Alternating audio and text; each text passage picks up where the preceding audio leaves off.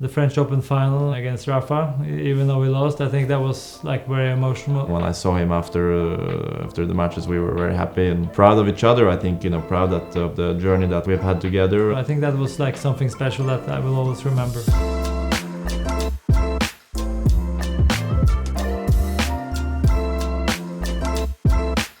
I think when he was 8 years old and played my first tournament. 10, 11 years old and started to win tournaments. His feeling after he won tournaments that he was so happy. My father went the next day and bought a new racket for me, Rafa Nadal racket, and that was my idol when I was young, and this gave me a feeling of you work hard, you do something, you get a prize for it. It has value that you're doing something well, and that was in a way motivating at a young age. After the European Championship, I think I was 13 years old when I really realized this. I made the final of the European Championship. Czech Republic. Under 14 years old. He was not seeded and he reached the final. Then you get a feeling that you are doing something right and you're one of the kids in Europe who are doing quite well and one of the top young guys in Europe. Yeah, I lost to Michael Wiemer in the final, but he beat some good players, and I was looking at the results from the previous year, and it was Murray, Djokovic, it was a lot of big names that was in the final previously, so okay, Casper was in the final, why not? That was a good feeling and a good feedback to get that you're doing something right.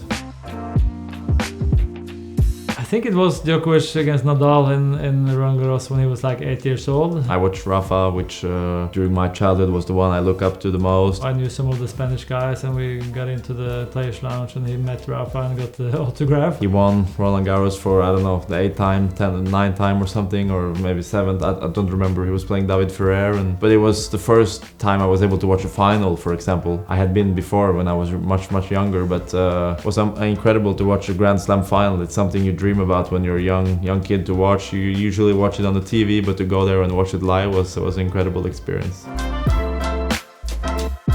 I don't remember exactly the first time. I think we don't have too many disagreements, but of course there's something here and there that he doesn't agree on. So I like it when he disagrees, because then I feel like he has some opinions, but I cannot remember like one exact technical thing on the serve, for example, how I drag my leg into my next leg before I serve. Or after his career, he was doing a lot of commentating on TV back in Norway, and he watched Roger, Rafa, Novak, Andy when they came up and kind of took tennis to in a way new level, I think, and he realized that tennis is changing, and for Casper I need to do many different things from when I played. I don't know, I was not there when he won his first title, which is always special, but I think it was the French Open final against Rafa, even though we lost. I think that was like very emotional to really reach there, because the goal was that year to at least play a quarterfinal in the Grand Slam, and he did the final, so I think that was like something special that I will always remember. It was very emotional, but more maybe the day after, where we had time to take pictures and think about what he had done the last 2 weeks. Probably one of the Grand Slam finals that I reached. I mean, he was not on the court with me, but he was watching, obviously, and when I saw him after the matches, we were very happy and proud of each other. I think, proud of the journey that we we've had together, and the work that we've done and the success that we've achieved. So it was more like a proud and happy moment.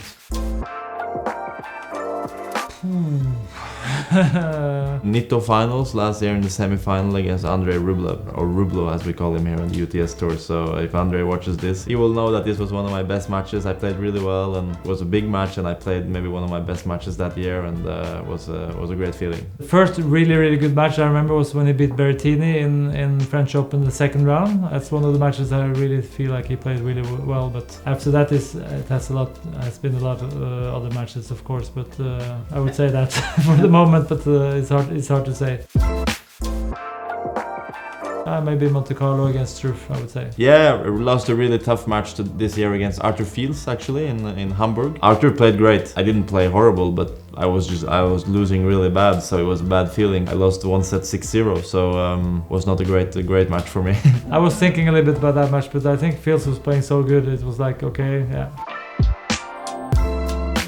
Well, I hope like kindness, but also maybe calm, like he's calm. I think we're both quite calm, and I know that he's very kind person, and I hope I am also, but maybe those two things. To be sensible in spending my personal money.